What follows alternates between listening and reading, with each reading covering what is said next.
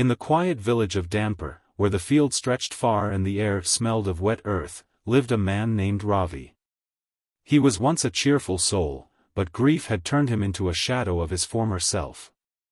2 years ago, the storm of his life had struck, not one with thunder and rain, but one that left him hollow. His wife, Meera, had died suddenly from an illness that no doctor could name. Since then, Ravi had lived alone in their small, thatched house on the edge of the village, speaking little and working his fields with the kind of numbness that only the broken-hearted know. One evening, as Ravi sat on the wooden bench outside his house, staring at the vast sky turning shades of orange and pink, an old man limped up to him.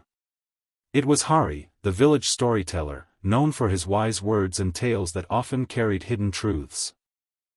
"A storm is coming, Ravi," Hari said, his voice raspy but firm. Ravi looked up at the sky. The air was still, heavy, but there was no sign of rain. "No, it isn't," Ravi said. Hari smiled, shaking his head. "Not the one you see in the sky, but the one that lives inside you. You need to face it before it destroys you." Ravi frowned.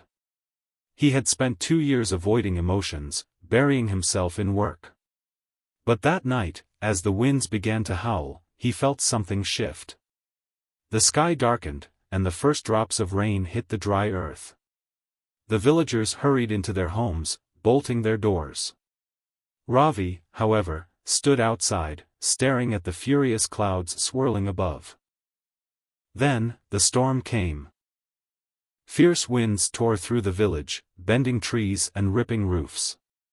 Thunder growled like an angry beast, and lightning painted the sky in violent flashes. Ravi ran to secure his cattle, his heart pounding. Just as he reached the shed, he heard a death. It was coming from the well near his house. Through the heavy rain, Ravi spotted a little girl clinging to the edge of the well, her tiny fingers slipping. He didn't think, he just ran.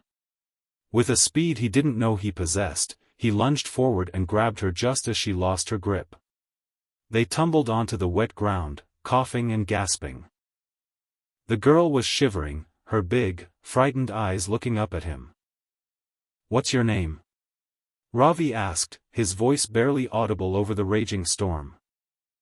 "Choti," she whispered. She was an orphan, living with her cruel uncle who often left her hungry and alone.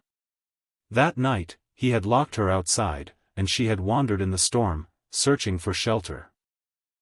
Ravi felt something stir inside him, something he thought had died with Meera.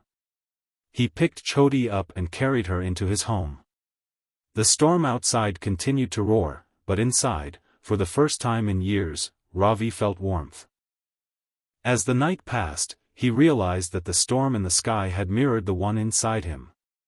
It had shaken him, torn through the walls he had built around his heart, and finally, when the rain stopped, left him with something new. A purpose.